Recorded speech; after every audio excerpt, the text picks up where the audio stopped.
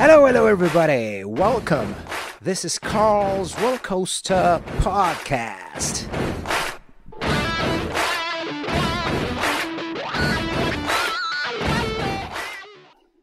Hello, Michael, my friend. Good to see you, mate. How are you doing? Good morning, Carl. How you doing? Good. Thanks for having me.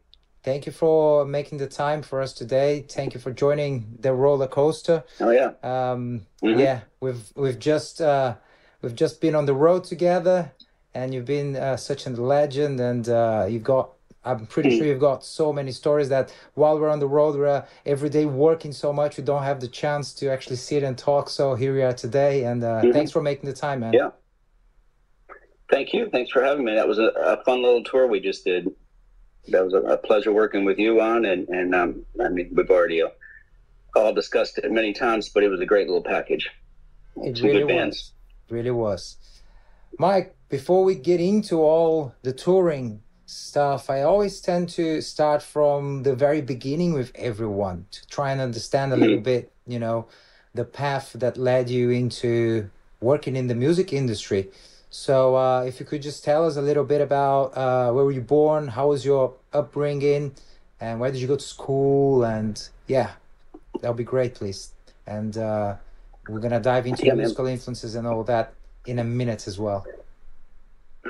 Yeah, not much to tell. I was born in Knoxville, Tennessee. I we lived there just briefly. I moved around a lot as a kid. I've been moving around my whole life. So we lived in Knoxville, moved right to Chattanooga, where my mother's family was from. A couple of years there, to Richmond, Virginia, to Houston, Texas, to Washington, D.C. So we kind of settled in that, in different suburbs of Washington, D.C. for most of the rest of my life. But definitely spent a lot of my childhood in Tennessee, visiting family. We were just always going on trips. I remember staying in hotels as a kid, always in hotels. I loved hotels. I always loved staying in hotels. I don't know what it was. I loved the trips we took as a family. So travel was kind of always, and I did a lot of travel as a kid, many suburbs of Washington, D.C. So I grew up, my childhood pretty much in Washington, Baltimore, music scene. So I had, like, the good thing in my childhood that brought me to where I am today probably was having music in my life. My parents had music all the time. So my mother, being born in Tennessee, was an Elvis fan. Everyone was. And country music. So that was always playing in the house. And I'm a big Elvis fan. Elvis is the king. The other side was my dad's record collection of 50s music, because he grew up in D.C. So he had all the hot 50s, 60s music at the time. I mean, as a kid, I had his stacks of 45s and vinyl and everything from the early 50s stuff into Glenn Campbell and but it was around. But I had the 45s of, like, Elvis Presley, Hound Dog, the original RCA pressings, Jailhouse Rock, all that stuff. So I would sit in my room and just, saturate into that. And I just remember I was probably 4 years old in Tennessee, and we had Sears catalogs at the time, big, thick. That was the Amazon of the 60s. Born in 66.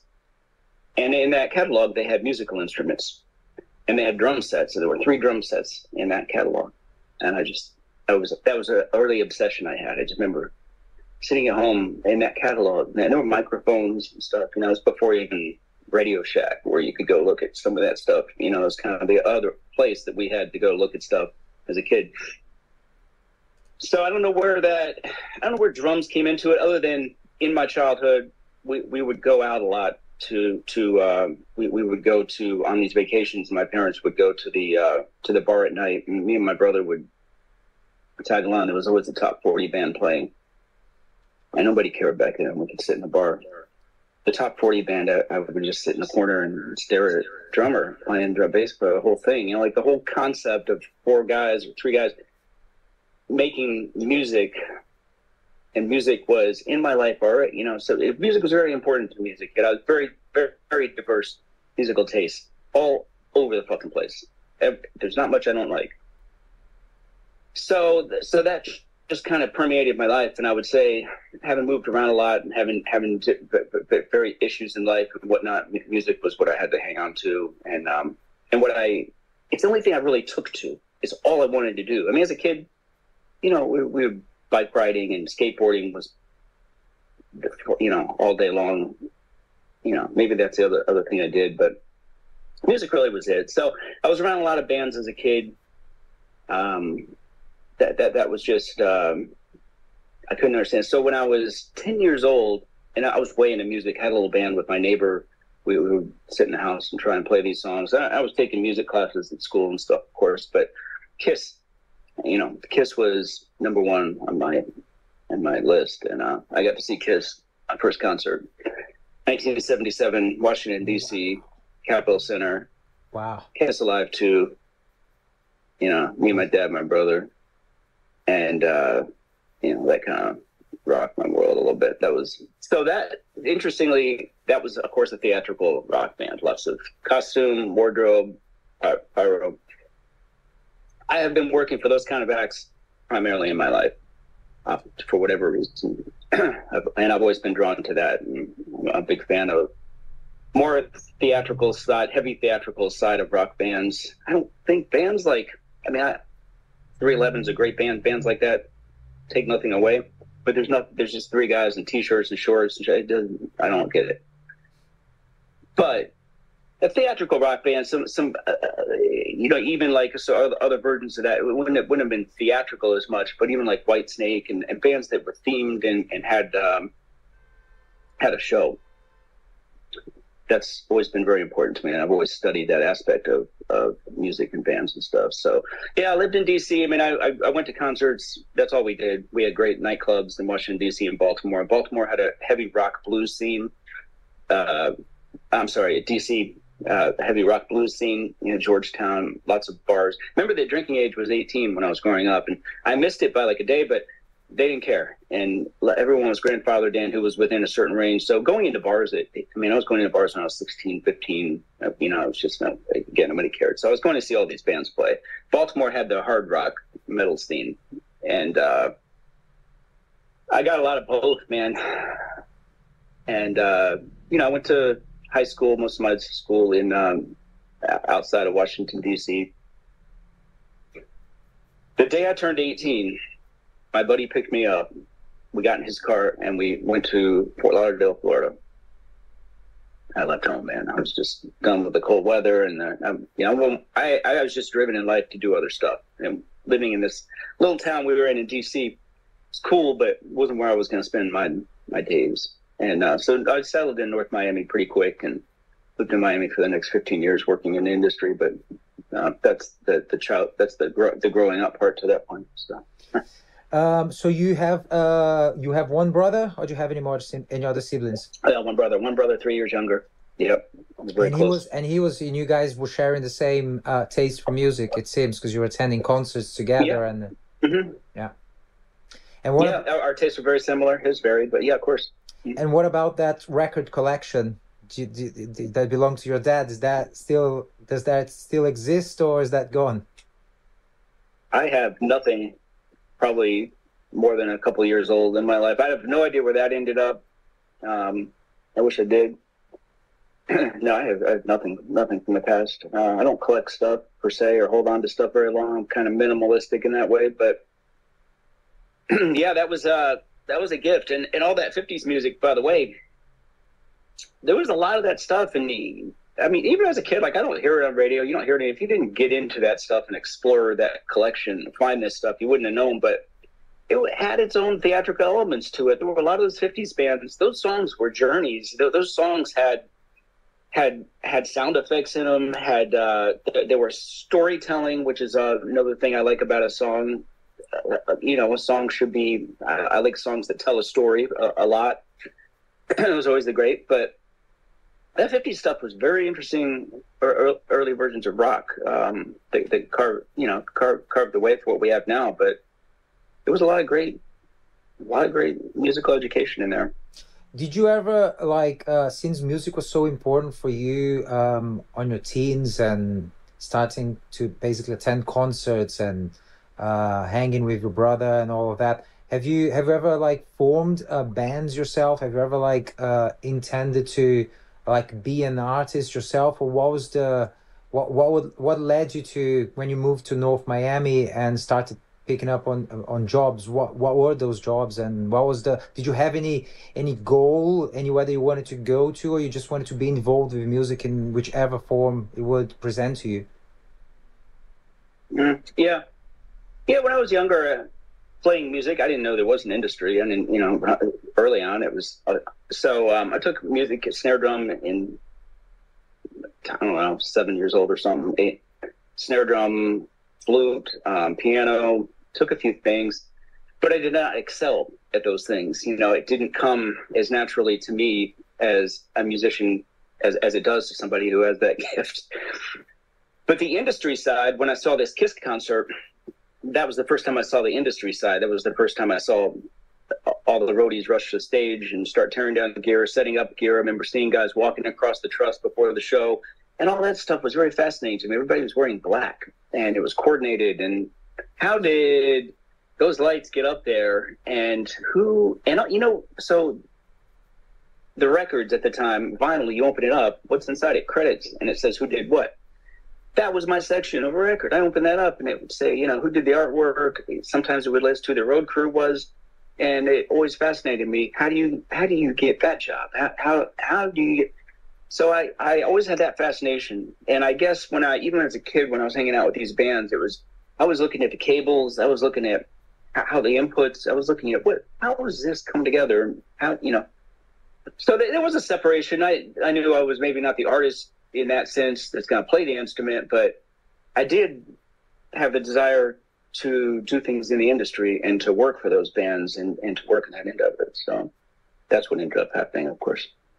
Very cool. Yeah, it's definitely not this industry is definitely not an industry that you apply for jobs per se with a tailored CV and things like that. It's a lot of like what you used to do, reading the booklets, trying to understand what's what, and then attending concerts and befriending someone, and eventually working for free on occasion, acquiring experience, and then eventually you just find your way into the industry, isn't it? So when you were in Miami for like 15 years, what were you doing there to maintain your life there, basically? Hanging out with bands. I mean, the only other thing I did in my whole life, I mean, that I was focused, that I got into was sailboat racing. So when we were living in Maryland, I got on sailboats and I was racing sailboats and I was working in that industry for many years. And that was probably where I was very happy there. It was doing very well. I had good jobs. But I was racing sailboats. And when I moved to Fort Lauderdale, that's the first thing. I mean, that's what we moved there for. That there was a bigger industry there, and that was kind of. But I was hanging out at the nightclubs, and I was much more. My mind was in that side. There was a club in Fort Lauderdale called Summers on the Beach that started hanging out at. There was a band there, and I've always had an eye for talent. I've always known, which is part of the reason I like to play. As far as playing an instrument, look, I'm not going to do it if I can't be the best at it. And I knew what good drummers were, and I knew what I was acquainted to the relationship between like a race car driver and like a NASCAR. The mechanic can't drive the car as fast as the driver can. The driver can't make the car go as fast as the mechanic can. So there's one or the other. I just was good at the other end of it. So in my experience in working on sailboats, actually translated a lot to what I do now. Because I was working with rigging and in metals and different issues with stability, and there's a lot of similarity I could get into about tuning sailboat rigs and tuning drums. There's actually a lot of weird similarities. But so I was hanging out at the club. I got to be friends with this band I fell in love with called Gypsy Queen in Miami. They were by far the most successful sort of touring. See, at that time, all these bands, you were a band that did originals, but you had to do covers to make a living. So there was an incredible club circuit in Florida. All the bands worked the whole state. You go to a club on Monday, load in, play 6 nights, load out on Sunday, go to the next club.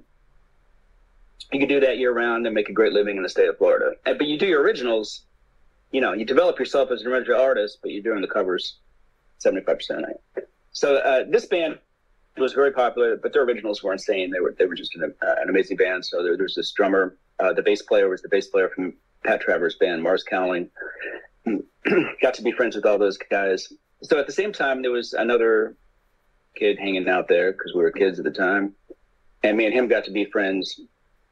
We were helping the band. Now this coming into what you just said about working for free and whatnot. Of course, I was doing load outs, helping bands load in, load out every day, every night. There were a lot of bands coming through that I got to be friends with. This Pink Floyd tribute band from Canada that I was working for every time they were in town. So things that started developing, I would sit and study how the guys were moving gear in and out, learning. It was just boot camp, Summers was boot camp. I helped all these bands load in and out. They knew me there. I had a pass to get in. I got lucky, and Gypsy Queen was getting ready to start a tour. Two of the members of the crew quit, and my friend that I was recently friends with got hired first.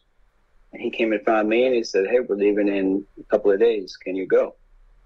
And at that time, I was hired to do lights and help backline. It was just two of us. He was doing guitars, and we had a front of house guy.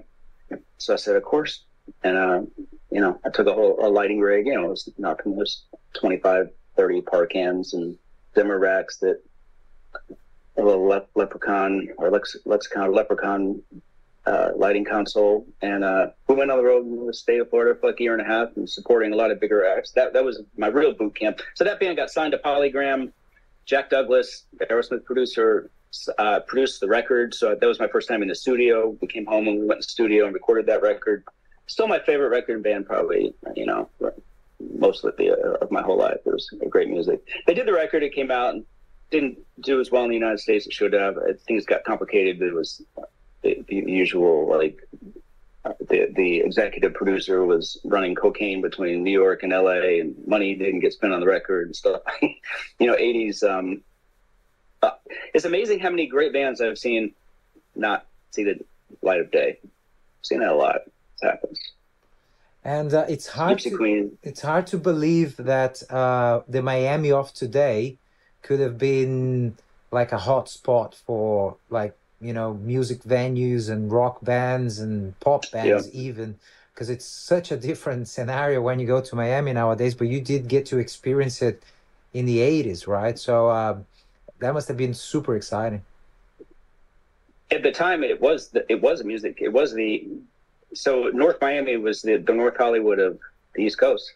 North Miami had several well-known recording studios. You had Criteria and Quadradial, and bands. All the big acts would come to Florida, lock out a studio for a couple of weeks during the wintertime where it was warm, and they record.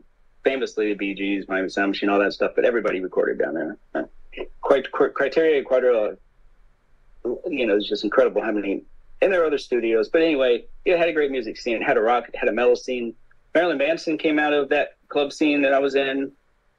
Saigon Kick came out of that. Malevolent Creation. There were a lot of bands that came out of that South Florida rock scene that does not exist anymore, to your point. If you go down there today and look around, it's like, what? How did all that happen here back then? It just went away, man. All the clubs went away in the 90s, 2000s. That circuit went away.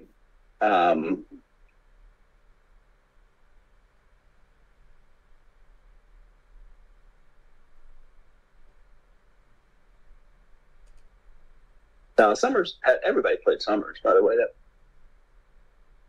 played Summers in their career. But the button was, all these clubs were 6 a.m., by the way, at that time. And you do 6 sets a night. In Miami, you're doing 6 sets a night. You're getting off work at 7 a.m. 6 sets a night? Yeah. Wow. 6. Everyone does 6 sets a night. It's all 6 a.m. clubs.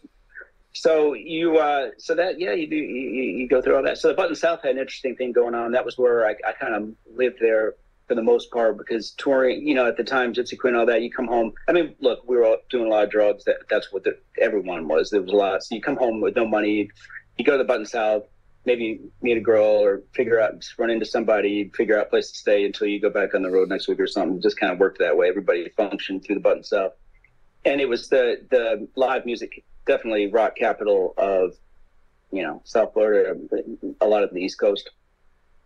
That was a great time. And that was boot camp. That was next level boot camp. They had great production there, and they did a weird thing every night. So there was a thing called 2112. you won't see this happening these days, but 2112 was they had 2 bands every night play. So the first band plays 2 sets, you strike, the second band comes up, does 1 set, they strike, the first band comes back, does their set, strikes, the second band comes back and does their 2 sets. Oh my God. So you had set changes at night. But that was cool too, because you got some action and you got to work, you got to do that. You got to do that. That was like boot camp. So me and my friend, we started back then with Gypsy Queen. I see him now all the time. He's had a great career, and the two of us, just before I started the Pyro tour, he was checking into a hotel in West Hollywood that we were checking out of. So me and AJ got to hang out for a few minutes, and we just both sit and we just sort of like stare. We're like, what the fuck? We started together in '86. That's when all that happened, So we've been lifelong friends and touring, but we have that history.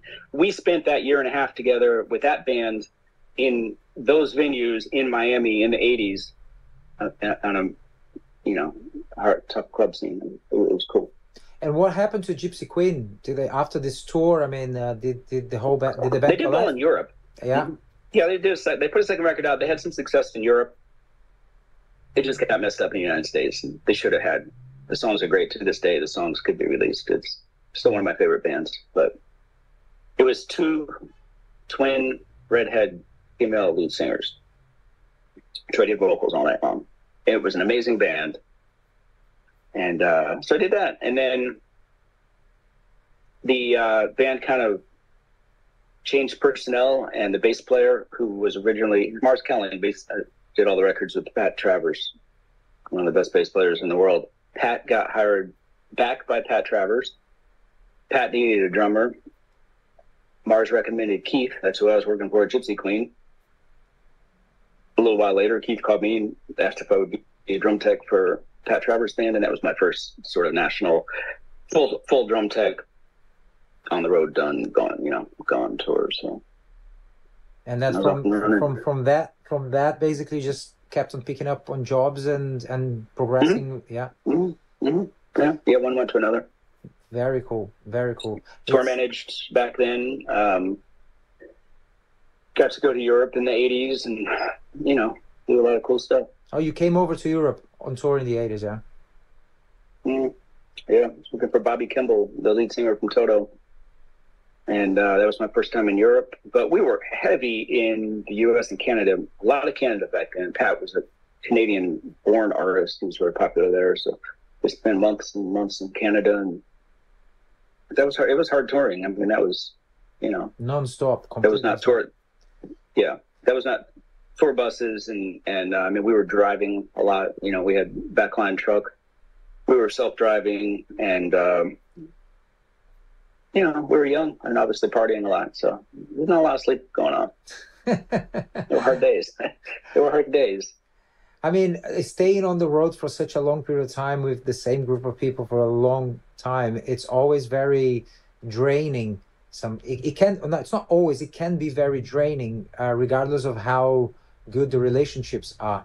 And back in the '80s, with all the partying and all, the lack of sleep and probably people being very tired at work, I can only imagine that some people would just not be on top of their game all the time. Did you see a lot of people come and go during that period? How did you manage yourself to still be part of the whole thing, and still show up and do the job? And not only that, but what is there anything in particular that you remember that you took out of it from the relationships with these people, from relationships with these people in regards to how to operate? Because every day showing up and then having to deal with A, B, C, D, E, and not always being in 100% affinity, let's put it this way, with people, and then you add the lack of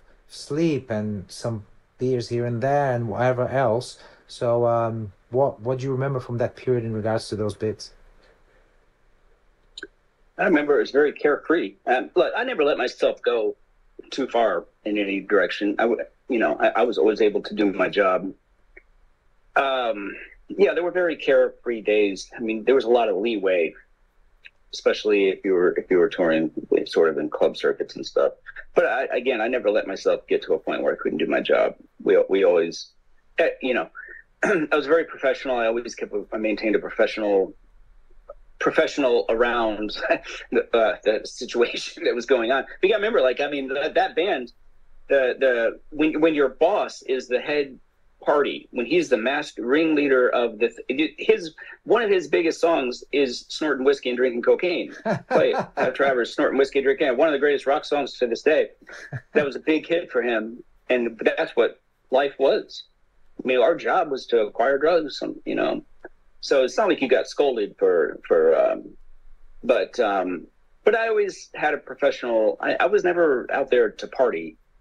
We did, but that's not what I ever felt like I was out there for. You know, I was very much wanted to have a career, and I wanted to meet people. See, you didn't have internet then, so finding jobs and all that stuff was a little bit different. You didn't have the things we have today, resources and communication and stuff. So you had to meet people, you had to develop relationships. So every gig we did with other bands, we'd be on bills with other acts at the time, less Southern rock bands, Molly Hatchet and Outlaws, and Survivor, all these bands. You wanted to meet the other crew and know everybody and try and work your way into your next job and have friends out there. So that was a very important thing. But otherwise, it was those days you couldn't get in trouble. I mean, after shows, we would go back to the hotel. We would bring 60 people back to a hotel room.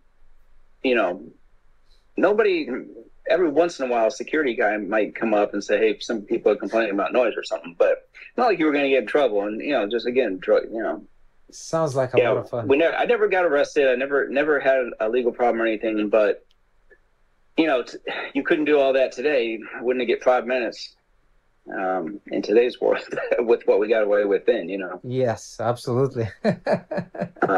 Just fact, but. So to that point though, touring also, it was different because you didn't have phones. You got in every city. You had to call the promoter to get directions into the venue. You had to check the hotel and check you had to call the agency to get your messages. You didn't have phones. You had a phone in your hotel room that was expensive at the time. You couldn't even use it. So you had pay phones. There was no pagers. It was before pagers.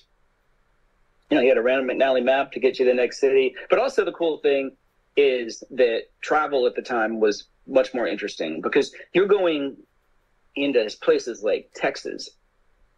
Texas is like the foreign country at the time. You know, you go there, you got ranches. You grew up on the East Coast, I think. You got ranches and people wearing cowboy hats. It's like going to Vegas. Vegas at the time was another dimension in time. You know, just not. But my point is now because of internet and your ability to drop into any city on YouTube, and you know, we all know things today. The world is plagiarized. You can go almost anywhere in the world. There's only a few places that are really different now. You know, in America especially it's all the same pretty much now, unless you're in. The only exceptions would be like New Orleans. I mean, obviously like Chicago and Manhattan. There's a couple, but 99 out of 100 days, day offs in the United States.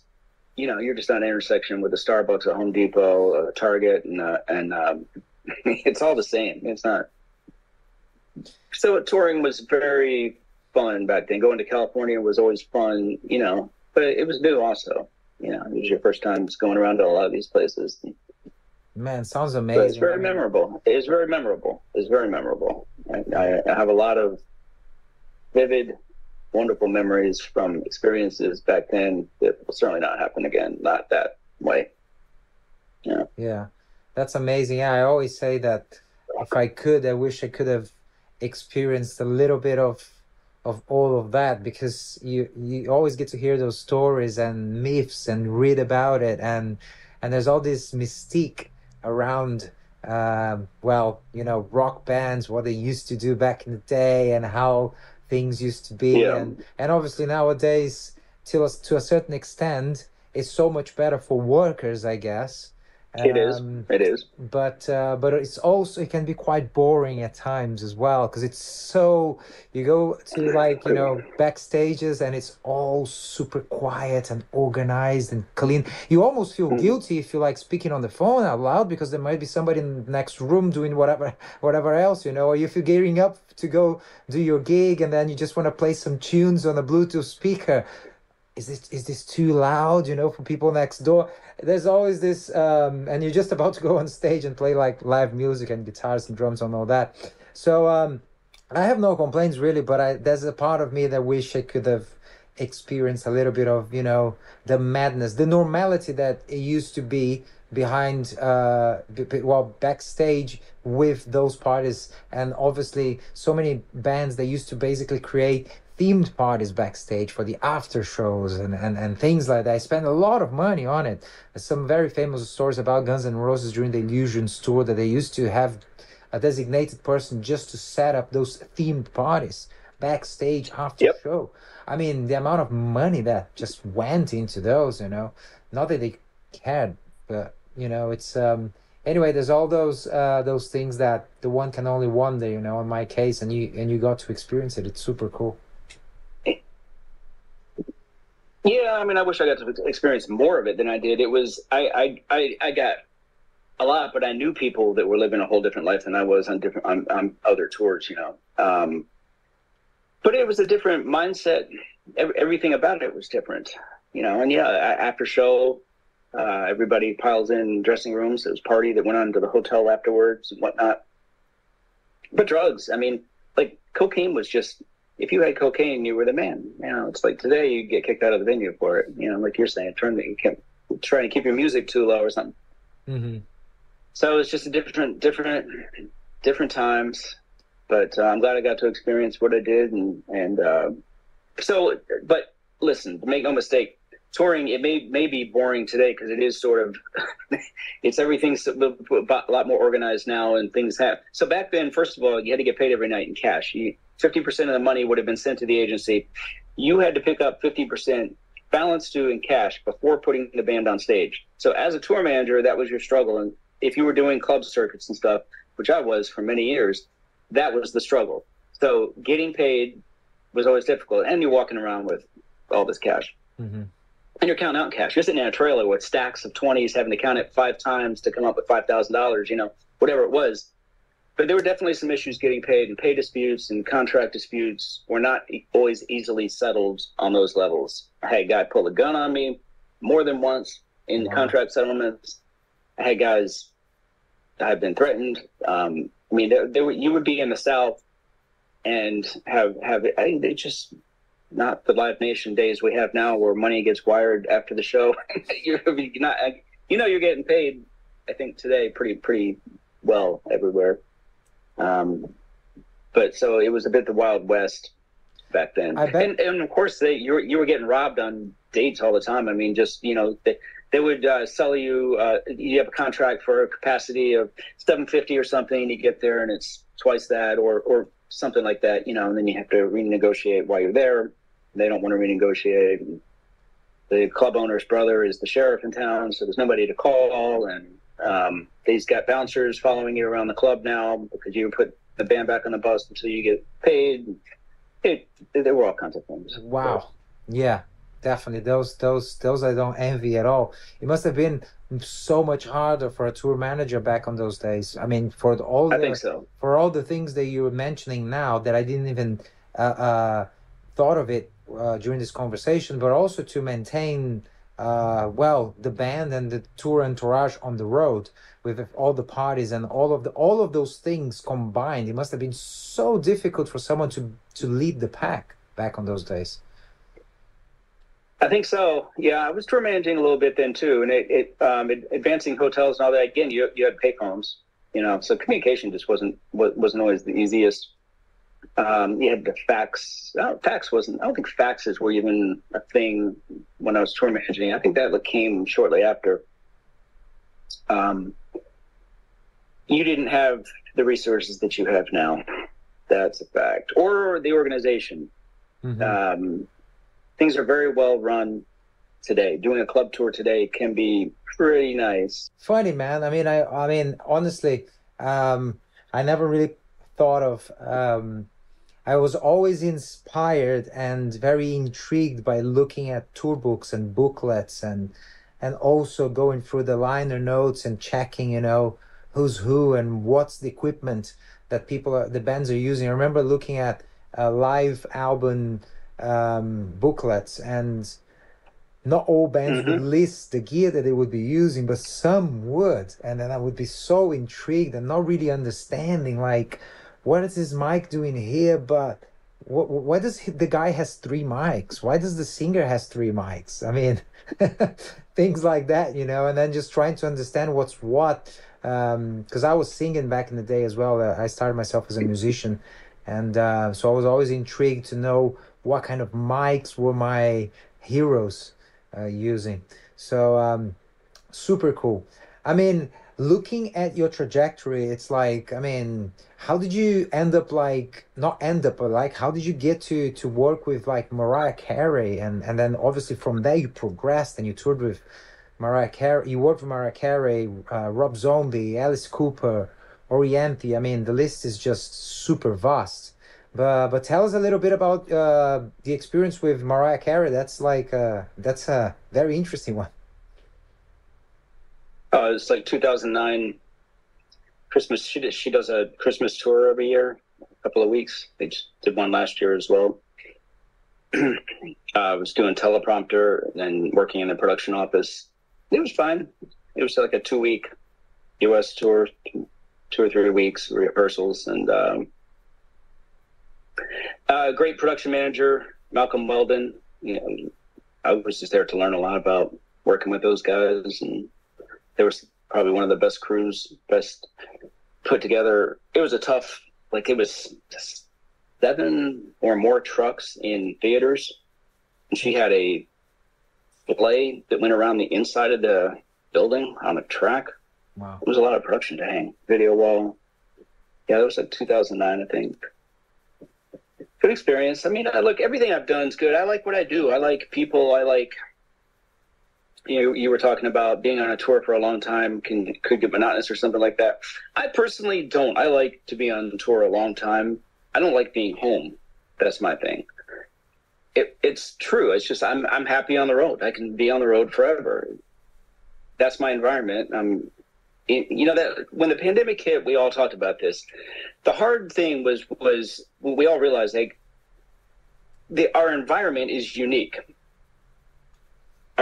Being in the building is a unique.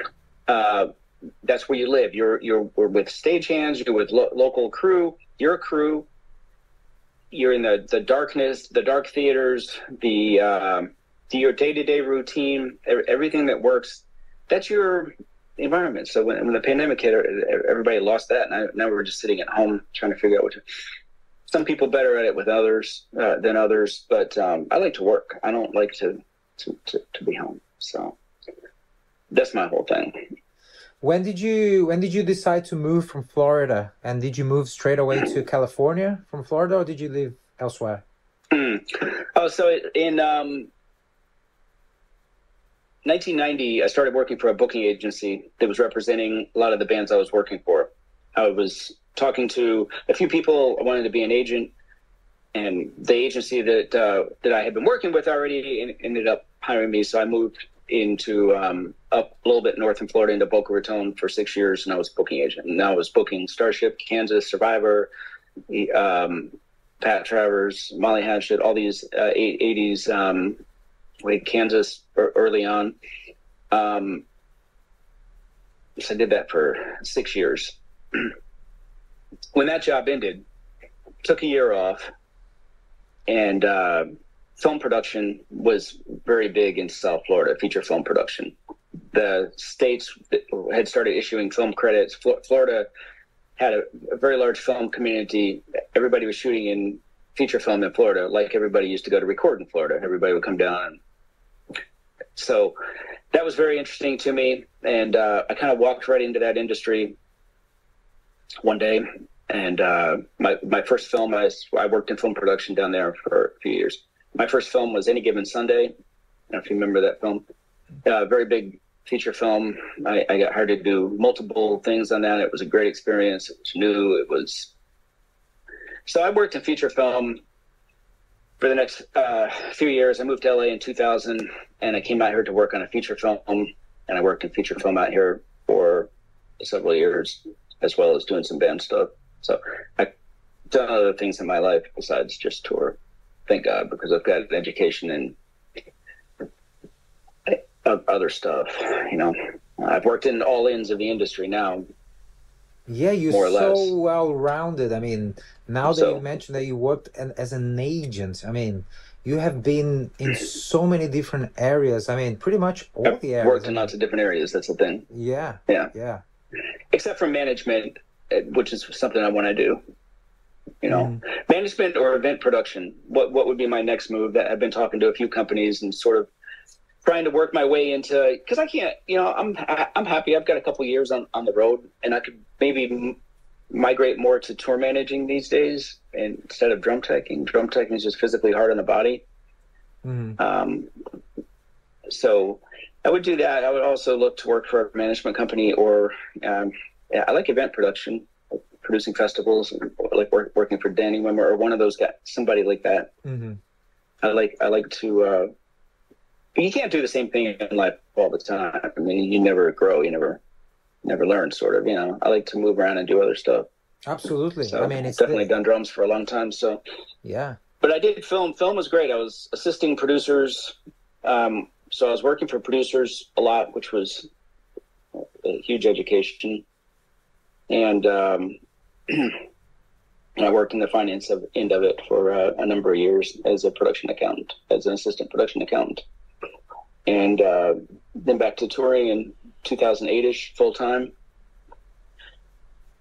So, it's just sort of what do you do next to expand and to grow and to learn? Of course, yes.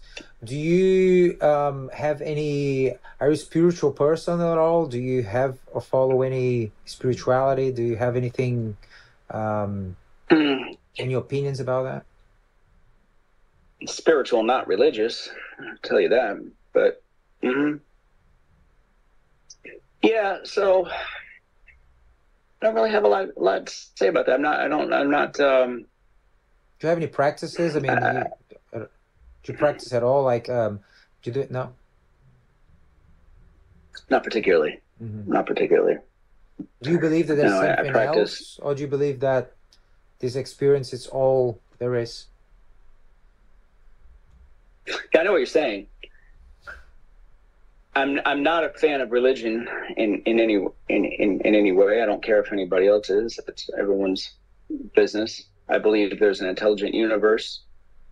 What's up in outer space is, it's so fascinating. Obviously, if you see these photographs, especially with the new telescope that's out there, and you see these just bright jellyfish-looking structures, and of course, it's all energy. There's light up there. There's fire. There's planets moving around each other. They're eventually combining, exploding, and creating new universes and black holes. Everything up there is moving and changing.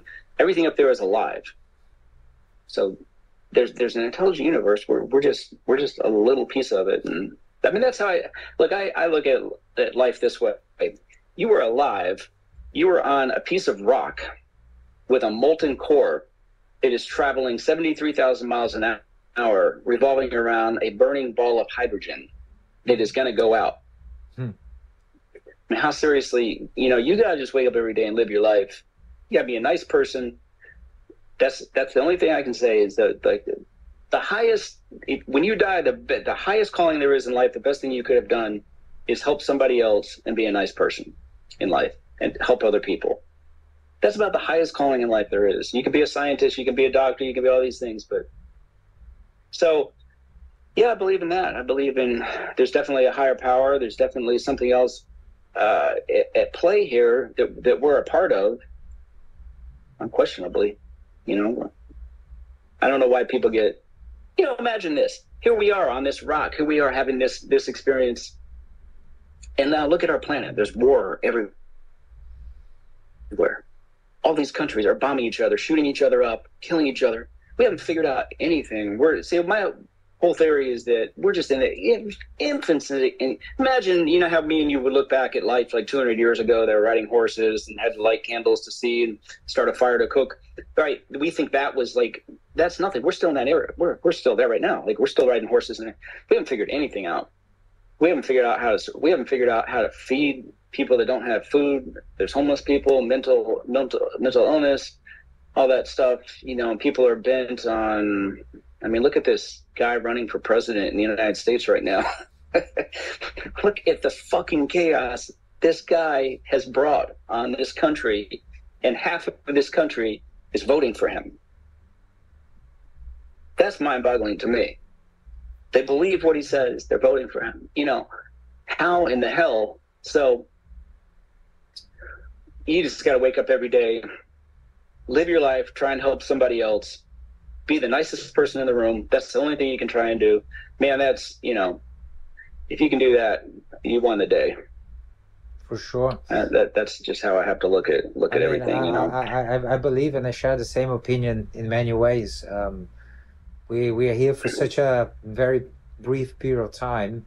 We just have this concept and this idea, this perception that we have hours and days and months and years, and from our perspective, it does feel like a lifetime, you know, but it's really, really short, really.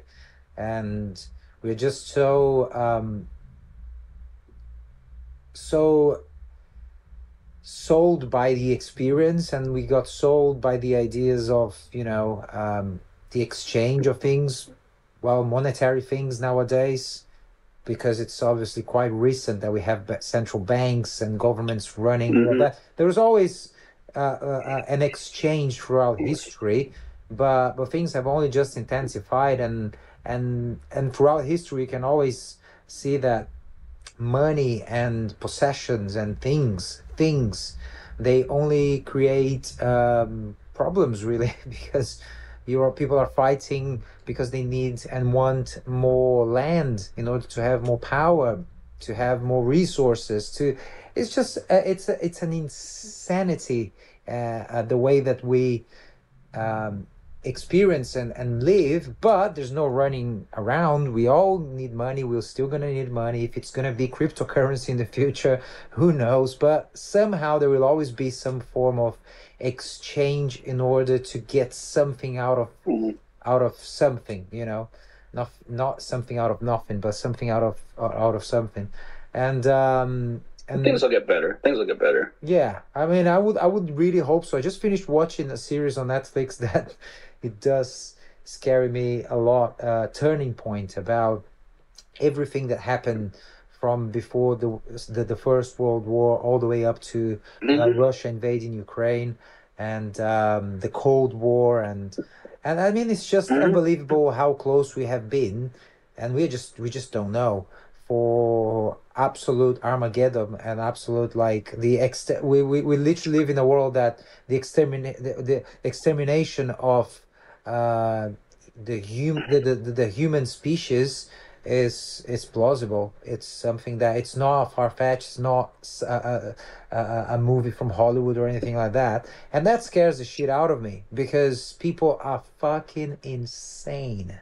They have no fucking... Check out, you know who Lex Friedman is? Yeah, of course. It's a podcast.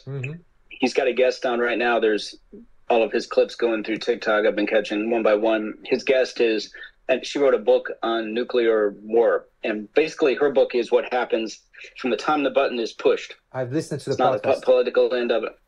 Yeah. Check out what she has to say, man. How devastating nuclear war and that bomb actually is, and how easily it could happen, and how irreversible the effects are.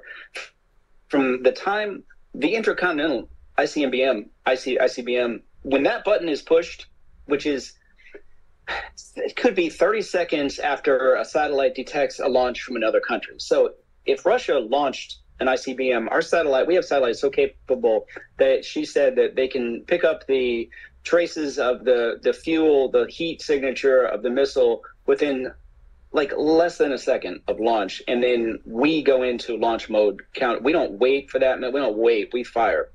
So once that button is pushed, it's irreversible. You can't recall that missile. You can't detonate it in outer space. You can't change the coordinates. These are pre-locked in things. So once the button is pushed, then the subs, which are off of both of our coasts, Russia has, those are 30-minute missile deliveries. The subs are like 8-minute missile deliveries. Russia has subs right off our east coast. We have subs off their east coast. But the devastation of these bombs and how easily this could happen, it's like you just got to wake up every day, be glad you're alive, go to work, and be nice to people, help somebody, don't do drugs, save your money, live a minimalistic, live within your budget, don't go out buying things you can't afford. So many people with credit debt and all this stuff, stay out of debt. Live your life simple as you can. If you can live it better than that, or, you know, but I keep things very simple in life, very simple. What do you do for entertainment for yourself? Like, because most people, they will, like you said, they will buy something, they will aim for even an experience, like say traveling or going out to a specific restaurant or buying new clothes because you just want to feel good about yourself. Is there anything in particular? Like I myself, I collect music memorabilia. That's my thing. I collect records and everything from the acts that I work with, and obviously the acts that put me on this path in life. You know, my heroes. So that's kind of like sometimes it's a bit ridiculous, and I can actually observe me being like, oh, I've already got 10 Led Zeppelin 4s on vinyl. Why do I need the 11th one? You know what I mean? But I'm like, well, you know, that worse vices. You know, I'm not the kind of person that obviously that, you know, owning a house and having a car and having, you know, those things like that, it's cool. But I think I don't have any sort of I don't live my life based. I don't do anything that I do because of the money. Obviously, the money is important because of what I just said. We are in this world, and that's how we will navigate this world. You have bills to pay, and you want to go and eat out and whatever. But it's not the the end objective, basically. You know, that the amount of money that you're gonna make, it's more about, like you said, you know, experiencing and sharing moments with people that you want to be around, that you appreciate, they appreciate you back, and all of that. But with all of this in mind, tell me a little bit like minimalistic. I watched actually a documentary a while back about it, and I was almost like, oh my god, I need to get rid of stuff. And I know people that actually did get rid of a lot of stuff. What do you do? What hobbies have you got, Mike? Well, I don't own anything. I'm very minimalistic. I live in an Airbnb where I am right now. I move around once a month. I'm in a different Airbnb. I like change. A lot of people don't like change. I've been gifted with, I'm so used to change. I love change. And also it's in our industry, because we're freelance, you know, most people would have a heart attack if their job was coming to an end in X number of days and they were going to be unemployed. And then we're like, we breeze through that because we're used to it, and we kind of have our ways figured out of how to get through that. So, but I've always been very minimalistic. I don't own anything. I don't collect anything. I don't have anything material. Life is just easier for me that way. I like my 2 suitcases and backpack, and it's kind of. But what I do is I work on myself, like health issues. I'm in the gym. When I'm home, I'm in the gym every other day. Even on tour, I try and be. It's hard sometimes to get beat up. But I like going to the gym and hiking and eating well. Food is my only expense. If I spend money on anything, it's food, because I like to eat well. And I'm not talking about sitting down for nice, expensive dinners at all. I'm talking about organic foods and smoothies and green food. On the road, that's what I do. I hunt down juice bars and smoothie bars every day. That's kind of my... But I get food, just good food. Doesn't have to be much, but just quality food. So it also helps me deal with everything that we deal with on the road. Just I'm 57 years old, physically a little bit beat up. So to keep inflammation off the body, not drinking alcohol is a big thing. Getting a balanced diet and eating foods that are anti-inflammatory and good for your brain health, because that's what we got to do.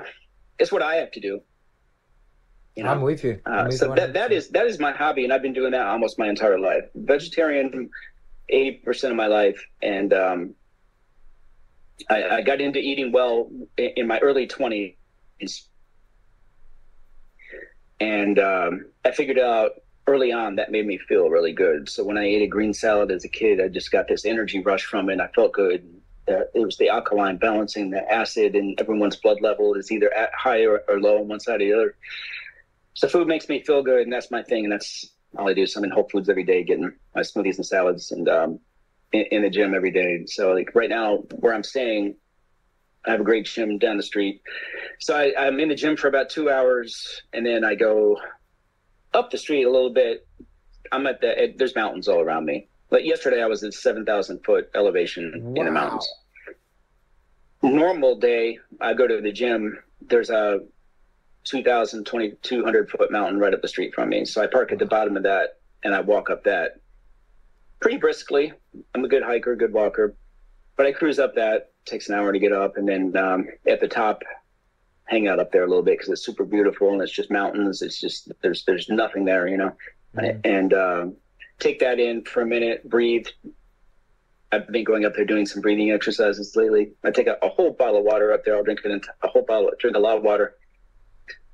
So I'll sit up there and just that's where I appreciate life. When I get to the top of that mountain and I'm looking down on all these beautiful hills in LA. And now lately I've been having the same experience every time I go up here. Is I sit there and I do these breathing exercises, and I look around at these hills and the oceans on the other side of this mountain, and I just look at my life, and I realize and I acknowledge that I have no problems. It's hard to ever come to a point where you feel like you accomplished something in your life, because I'm always wanting to do more, and there's a lot I want to do in this business that I haven't done. So I don't feel like I've gotten anywhere.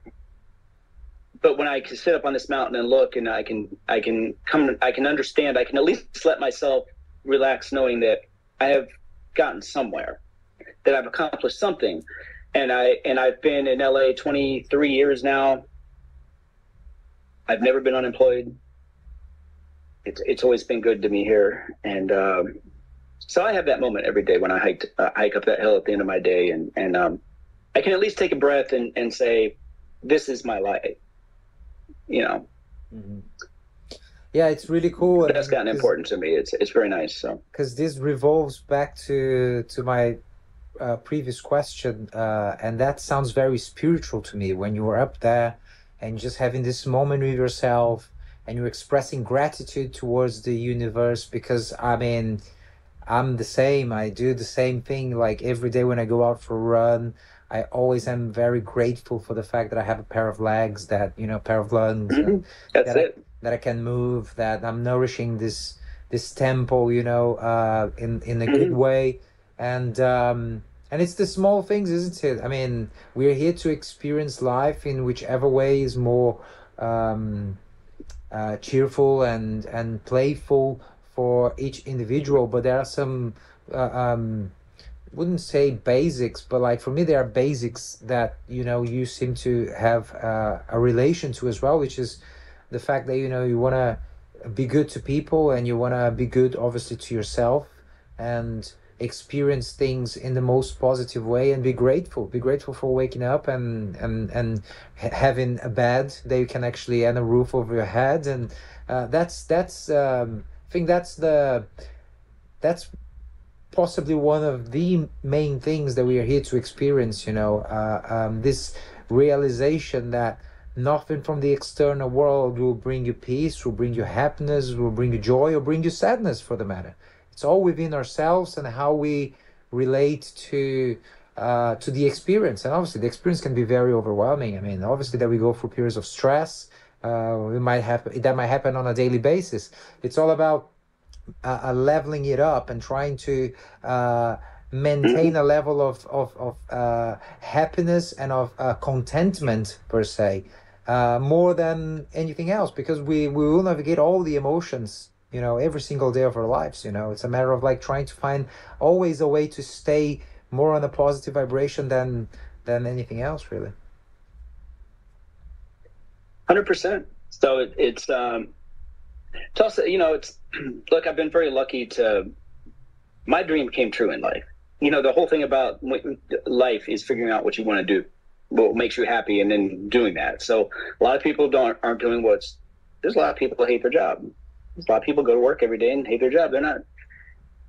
So we're kind of lucky, and I've been really lucky to, I don't, as far as I'm concerned, I don't work for a living. I think about that all the time. It's like, I'm either at work on the road or I'm at home. Either one, I'm enjoying the day pretty much. I'm either at the gym, hiking, or I'm on tour.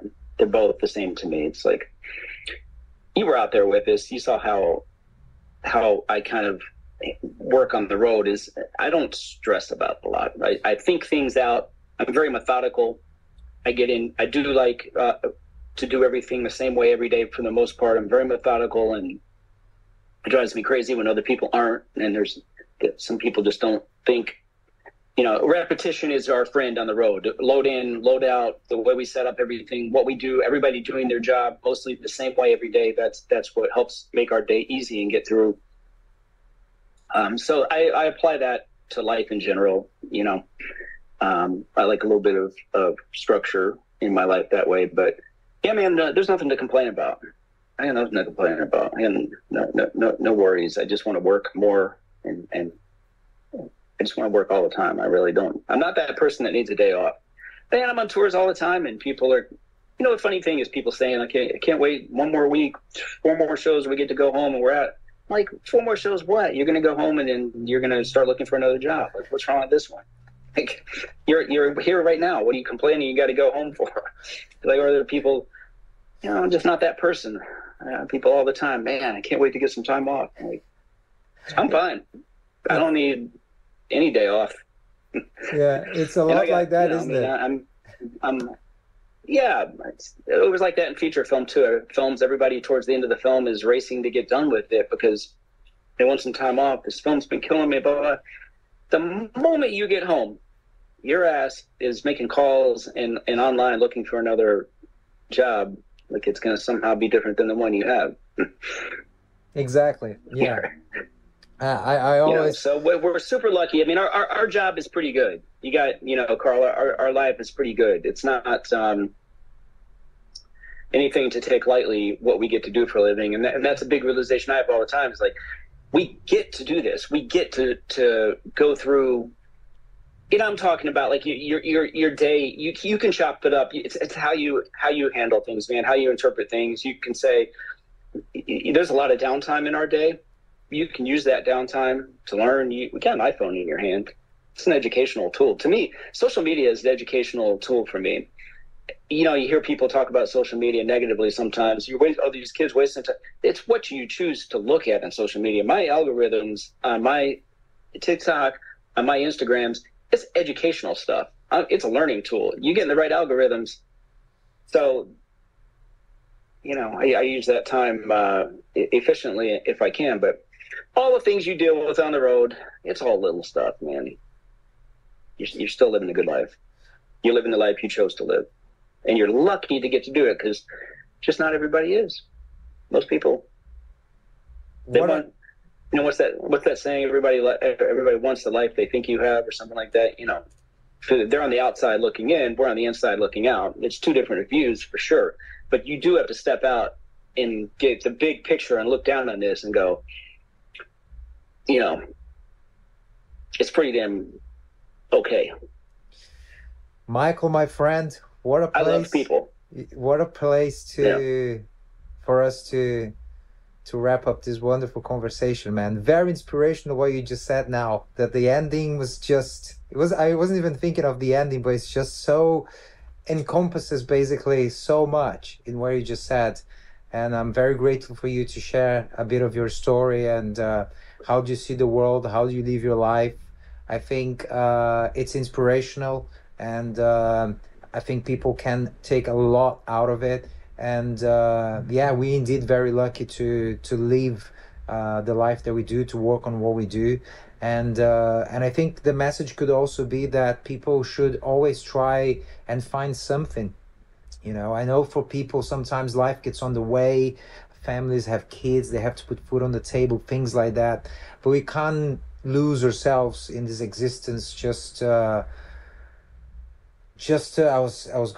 need to rephrase what I was going to say. Just navigate this existence in a way that doesn't bring you fulfillment, because there are ways to bring fulfillment into your life, even though you might be doing right now a job that you don't like doing it. If you have an intent, if you have an interest, if you create the discipline and put the intent out there, you can change things, you can build things, but things don't change overnight. Your life didn't develop overnight. My life, my professional life, our professional careers, they don't happen overnight, and sometimes they don't even happen when you want it. It happens when it has to happen. I firmly believe on that. At least for me, it's basically how my life has been evolving, And once again, well, you're staying pretty busy. You're staying very busy. Very busy. Non-stop. Yeah. And you should be. You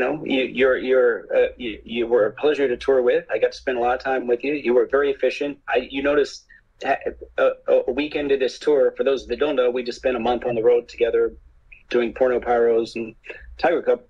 But you were efficient. You were consistent every single day.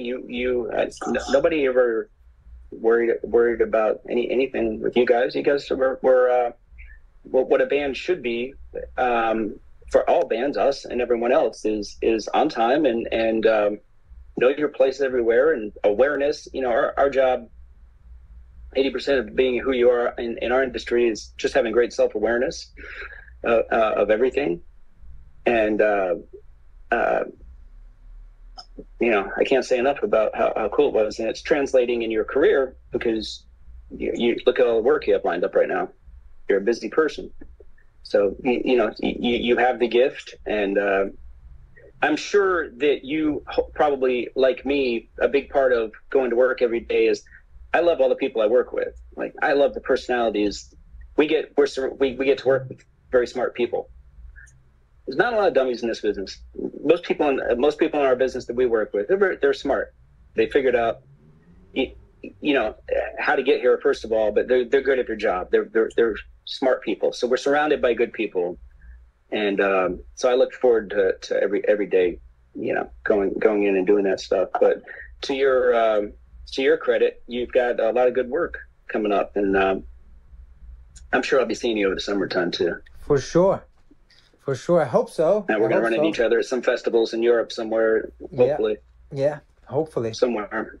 Hopefully. Yeah, or I'll see you in the UK. But, man, you're doing good work. And, again, it was a pleasure. Can't thank you enough.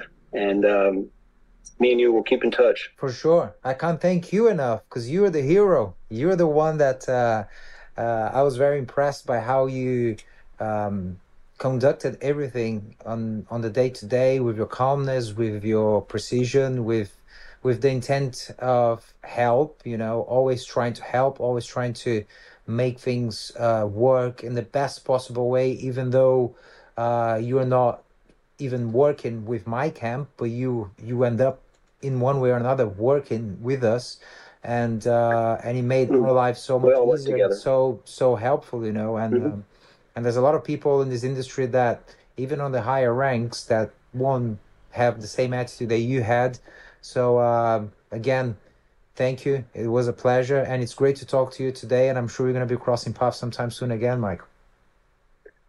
We're all out there to have fun. Our job should be fun, and everybody should be happy, and everybody should be working together, because we're all on the same team. So I know what you're saying. There are those people, but we're all on the same fucking team. Be happy, enjoy life, and that's we all work together. So thanks again for hanging out this morning and waking me up so fucking early in the morning. It was a good time, man. Michael, thank you so much, brother. Foo Fighters. You got it. Yeah. All right, Carl, I'll talk soon, man. Talk to you soon, my friend. Have a good day, yeah? You got it. Peace. You too. Cheers, brother. Bye-bye. Bye-bye.